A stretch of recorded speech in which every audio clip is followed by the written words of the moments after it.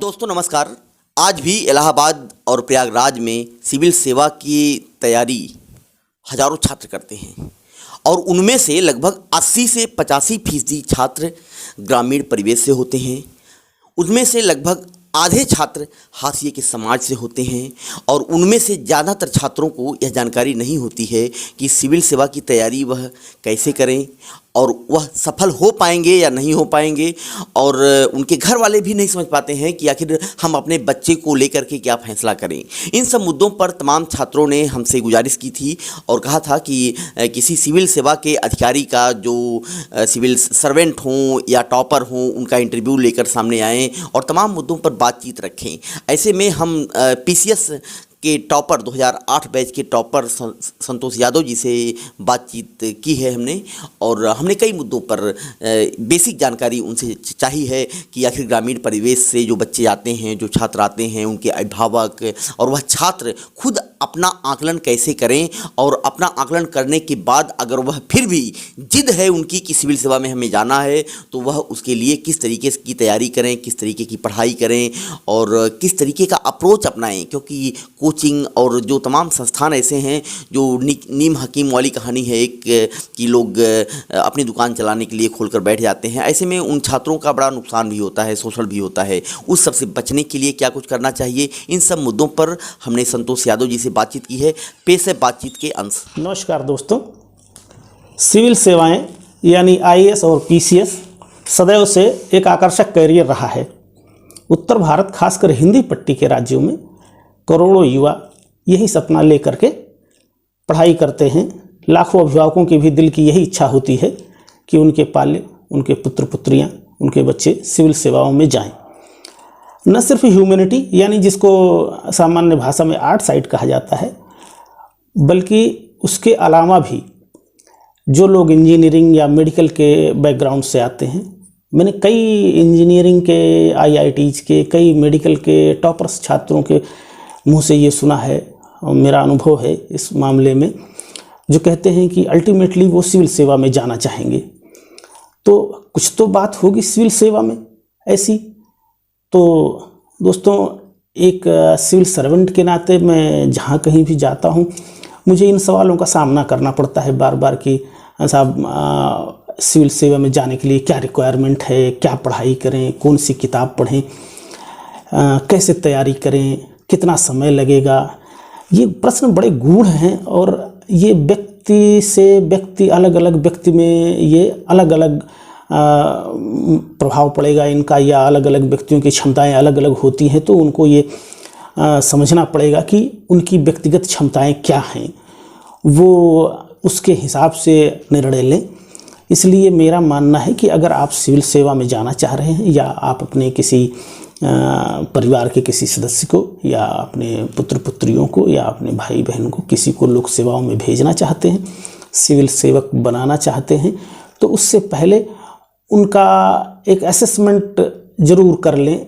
या वो जो छात्र हैं जो खुद इन सेवाओं में जाना चाहते हैं, अपना करियर बनाना चाहते हैं सिविल सेवाओं में, वो खुद अपना असेसमेंट कर लें। वो असेसमेंट कुछ 4-5 पॉइंट हैं जो मैंने अपने अनुभवों से इकट्ठा किए हैं, आपके साथ शेयर कर रहा हूँ। आप अगर आपको समझ आए, आप अपना एनालिसिस कर सकें, आपको अगर थोड़ा भी मार्गदर्शन दे सके तो मैं समझूंगा मेरा प्रयास। मैंने अपने इतने दिन के अनुभव से ये समझा कि एक सिविल सेवक बनने के लिए आपको 3-4 बातों की ज़रूरत होती है जो सहज है। उन्हें मैं ज़रा 6 पॉइंट में आपको स्पष्ट करूंगा। तो सबसे पहली बात तो ये है कि ये एक लंबी प्रक्रिया है और आपको समझना पड़ेगा कि आप में लगातार अनवरत 3 या 4 साल तक रोज़ 4 से 5 घंटे गंभीर अध्ययन करने की क्षमता है या नहीं। मैं रिपीट करूंगा, पहला मुख्य मुद्दा यही है कि आप अपना असेसमेंट ईमानदारी से करें कि आप लगातार 3 से 4 साल तक प्रतिदिन कम से कम 4 से 5 घंटे प्रतिदिन अनवरत अध्ययन कर सकते हैं या नहीं।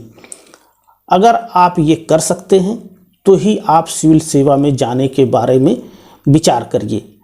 आपको बहुत सारे उदाहरण मिल जाएंगे जहां लोग कहेंगे 1 साल में तैयारी करके, या हम तो आए 8 महीने में तैयारी करके, या 6 महीने में तैयारी करके तो हम IAS बन गए। या किसी का आप इंटरव्यू देखेंगे, कहीं कोई टॉपर है, वो कहीं कह रहा है कि हम तो अभी IIT में टॉप किए थे, वहाँ से निकले थे और 4 महीना हुआ, 4 महीने के अंदर हमने तैयारी करके सिविल सेवा पार कर ली। तो ये अपवाद है। पहली बात तो यही है कि अपवाद है, ये नियम कतई नहीं है।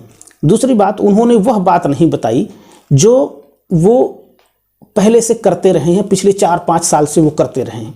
ऐसा नहीं कि आज अचानक से ही उन्होंने सोचा कि आज सिविल सेवा में जाएंगे और आज ही वो लेकर कलम कापी कूदे और सारा काम कर डाला 3 से 4 महीने में। ये असंभव है। या तो वो झूठ बोलते हैं या तो वो बरगलाते हैं, ये संभव ही नहीं है। वो असल में अपने बैकग्राउंड से जो चीज़ें वो ले आए हैं समझ के, जो पहले से अपना विरासत में कुछ ज्ञान मिला होगा, कुछ अनुभवों से ज्ञान लिया होगा और कुछ ना कुछ वो तैयारी जरूर करते रहे होंगे, वो बैकग्राउंड लेके आए और 4 महीना या 8 महीना या 1 साल आके उन्होंने यहाँ फोकस किया सिर्फ, और तब वो आगे बढ़ गए। तो ये आप भी कर सकते हैं, लेकिन मामला यही है कि पहले वो 4 से 5 घंटे आपको 1 साल कम से कम बैकग्राउंड के लिए आपको पूरी तरह से समर्पित होकर के, पूरी लगन से, पूरी मेहनत से अनवरत ये काम करना। दूसरे पॉइंट पर हम बात करेंगे। एक बेसिक चीज़ होती है अंडरस्टैंडिंग आदमी की किसी भी चीज़ के बारे में। जैसे टेक्निकल स्टूडेंट होगा तो उसकी समझ इंजीनियरिंग के बारे में ज़्यादा होगी, तकनीकी मशीनों के बारे में ज़्यादा होगी। डॉक्टर होगा तो उसकी समझ आदमी के बारे में ज़्यादा होगी, उसकी बीमारियों के बारे में ज़्यादा होगी। लेकिन सिविल सेवाओं में जो जाने के लिए जिस समझ की ज़रूरत है वो है राष्ट्रीय और अंतर्राष्ट्रीय घटनाक्रमों की समझ। अब राष्ट्रीय घटनाक्रम में मान लीजिए कोई एक घटना हो जाती है, जैसे मान लीजिए कि कश्मीर को 2 भागों में बांट दिया, धारा 370 हटा दिया, तो आपकी कोई राय होनी चाहिए, आपकी ये समझ होनी चाहिए कि 370 क्यों लगाया गया था और क्यों हटाया गया, उसके दूरगामी प्रभाव क्या हैं, स्थानीय प्रभाव क्या है, मतलब भारत पर इसका क्या प्रभाव पड़ेगा, भारत की राष्ट्रीयता पर इसका क्या प्रभाव पड़ेगा, फिर भारत की विदेश नीति पर इसका क्या प्रभाव पड़ेगा, और अभी क्या प्रभाव पड़ेंगे और इसका दूरगामी प्रभाव क्या पड़ेगा। अगर आप ये समझ इस तरह से समझ रखते हैं तो आपके लिए उपयुक्त होगा। सिविल सेवा आपके लिए एक उपयुक्त कैरियर है। अगर आप ये नहीं समझते, आपको ये नहीं समझ में आता कि अमेरिकन राष्ट्रपति के चुनाव में जो बिडेन जीतेंगे या डोनाल्ड ट्रंप जीतेंगे, तो अगर वो जीतेंगे तो इसका भारत पर क्या प्रभाव पड़ेगा, विश्व पर क्या प्रभाव पड़ेगा, हम पर क्या प्रभाव पड़ेगा व्यक्तिगत रूप से, हमारी राष्ट्रीयता पर, हमारी सीमा सुरक्षा पर, हमारी रणनीतियों पर, हमारी विदेश नीति पर इसका क्या प्रभाव पड़ेगा। अगर आपको ये समझ में आता है और आपकी इसमें रुचि है तो ये सिविल सेवा का ये कैरियर आपके लिए उपयुक्त है। अब तीसरी बात है रुचि क्या, कि संसार में जो भी घटनाएं हो रही हैं, देश में जो भी घटनाएं हो रही हैं, कुछ सामाजिक घटनाएं घटती हैं, कुछ राजनैतिक, कुछ संवैधानिक, तो आप इन घटनाओं को पढ़ने में, इनको समझने में आपकी कोई रुचि है कि नहीं है। अगर आपकी इनमें रुचि नहीं है तो एक ऑकवर्ड पॉइंट है, ये आपके लिए एक नेगेटिव पॉइंट है, क्योंकि जो भी सिविल सेवा से जुड़े प्रश्न हैं, जो भी सिविल सेवा से जुड़े परीक्षण हैं जिनमें आपको उपस्थित होना होगा, जिनको आपको क्वालिफाई करना होगा, उनका जो सिनेरियो होता है या उनका जो परिप्रेक्ष्य होता है वो राष्ट्रीय और अंतर्राष्ट्रीय घटनाक्रमों से जुड़ा है, अनिवार्य रूप से जुड़ा होता है। तो अगर आपकी राष्ट्रीय या अंतर्राष्ट्रीय घटनाक्रमों में, अंतर्राष्ट्रीय और राष्ट्रीय समस्याओं में, सामाजिक समस्याओं में, आर्थिक समस्याओं में, देश की संवैधानिक समस्याओं में या विद्रूपताओं में या कमियों खामियों में या नीतिगत मामलों में आपकी रुचि नहीं है, और आप ये नहीं जानना चाहते कि भारत की गरीबी हटाने के लिए क्या किया जाए, या भारत की अर्थव्यवस्था गिर रही है तो उसमें क्यों गिर रही है, उसके कारण के बारे में कभी आपने सोचा होगा, उससे कोई समाधान के बारे में कभी सोचा होगा। अगर आपकी इनमें रुचि है तो आपने ऐसा जरूर किया होगा। अगर आपकी इनमें रुचि नहीं है तो ये एक नेगेटिव पॉइंट है। फिर तो इस हिसाब से वो ज़बरदस्ती आपको ये चीज़ें करनी पड़ेंगी सिविल सेवाओं की तैयारी के क्रम में, जो शायद इतना फ्रूटफुल ना हो, या शायद आपको ये इनकी तैयारी करने में ज़्यादा समय लगे। तो आप ये ध्यान दें कि चाहे देश में जो घटनाएं हो रही हों, चाहे विदेशों में जो घटनाएं हो रही हों, उनका कुछ ना कुछ प्रभाव हमारे देश पर जरूर पड़ता है। हमारे विदेशों में हो रही घटनाओं का हमारे देश पर प्रभाव पड़ता है, हमारे देश में हो रही घटनाओं का विदेशों पर भी कुछ ना कुछ प्रभाव अवश्य ही पड़ता है, क्योंकि आज के युग में पूरी दुनिया एक तरह से एक अंतर संबंधियों में गुथ सी गई है। तो हमारे यहाँ कोई चाहे आर्थिक घटनाक्रम हो रहा हो, चाहे कोई संवैधानिक घटनाक्रम हो रहा हो, उसका कुछ ना कुछ प्रभाव दूसरों पर भी पड़ता है, और दूसरों के यहाँ कुछ हो रहा हो तो उसका प्रभाव भी हम पर अवश्य पड़ता है। और अगर आप मतलब हमारी रुचि इसमें नहीं हुई तो फिर हमारे लिए एक नकारात्मक बिंदु होगा, क्योंकि जो भी सिविल सेवा में जो भी प्रश्न आएंगे, जो भी पूछे जाएंगे, जो भी परीक्षाएं होंगी, चाहे प्रारंभिक परीक्षा हो, चाहे मुख्य परीक्षा हो, चाहे साक्षात्कार हो, तो उसमें सारा फोकस इन्हीं पर रहता है, राष्ट्रीय घटनाक्रमों पर और अंतर्राष्ट्रीय घटनाक्रमों पर। तो इसमें रुचि होना आवश्यक है। जो भारत की जो कुछ समस्याएं हैं, जानते ही हैं आप, कुछ आर्थिक समस्याएं होंगी, कुछ सामाजिक समस्याएं होंगी, कुछ संवैधानिक समस्याएं होंगी, कुछ राज्य व्यवस्था की समस्याएं होंगी, कुछ विवाद होंगे कुछ। तो इन विवादों के कारणों के बारे में कभी आपने सोचा कि इसके कारण क्या हो सकते हैं, या फिर कभी आपने सोचा कि इसका हल क्या निकाला जाए, क्या इसका हल हो सकता है, इसका समाधान क्या हो सकता है? अगर आप इन चीज़ों पर, देश की आर्थिक समस्याओं पर, देश की सुरक्षा समस्याओं पर, देश की रक्षा समस्याओं पर, देश की सीमा समस्याओं पर, इन पे अगर आप इनके कारणों पर, इनके समाधान पर अगर आप बात नहीं कर सकते या समझ नहीं रख सकते, या आपने कभी सोचा ही नहीं कि इन समस्याओं का समाधान कैसे होगा, तो फिर एक ये नकारात्मक बिंदु है। और सिविल सेवा का फोकस इन विषयों पर ही होता है, जैसा कि मैं पहले भी 2-3 बार कह चुका हूँ। मैं ये बार बार ये बात दोहराऊंगा, क्योंकि सारा फोकस ही इन्हीं पर रहता है। और प्रश्नों का जो सिनेरियो होगा, प्रश्नों का जो पैटर्न होगा, प्रश्नों का जो परिदृश्य होगा, वो इन्हीं से जुड़ा हुआ होगा। तो ये एक अनिवार्य आवश्यकता बिंदु है कि आप पेशेंस रख सकते हो कि नहीं। सिविल सेवा कोई हाई स्कूल, इंटरमीडिएट या BA MA की परीक्षा नहीं है कि अभी आपने साल भर पढ़ाई करा और गए और बस आप सफल हो गए। बहुत सारी चीज़ें इसको प्रभावित करती हैं, आपके करियर को प्रभावित करती हैं, आपके परीक्षा में आपका जो प्रदर्शन होगा उसको प्रभावित करती हैं।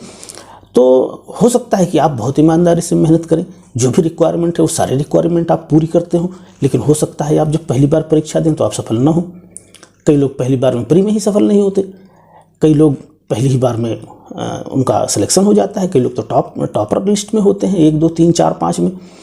तो लेकिन आप ये वर्स्ट से वर्स्ट कंडीशन ये हो सकती है, ख़राब से ख़राब स्थिति ये हो सकती है कि आप जब पहली बार पेपर दें तो हो सकता है आप न क्वालिफाई करें, हो सकता है दूसरी बार दें, दूसरी बार न क्वालिफाई करें।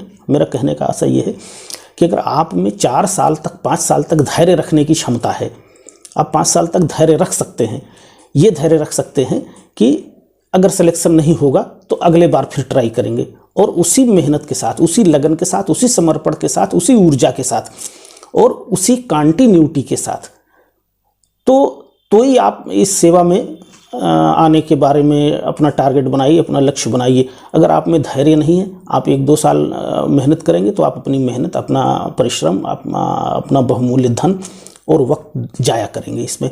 तो इसलिए अगर आप में पेशेंस हो तो ही इस फील्ड में आए, कम से कम 4 साल तक। अंतिम बिंदु, इस पे हम लोग बात करेंगे। आजकल जो सिविल सेवाओं का जो पैटर्न है, सिविल सेवाओं की जो जिस तरह के परिणाम आ रहे हैं, उसको देखते हुए ये बड़ा महत्वपूर्ण हो गया है कि आपको इंग्लिश, अंग्रेजी भाषा पर कुछ ना कुछ कमांड होना आवश्यक है।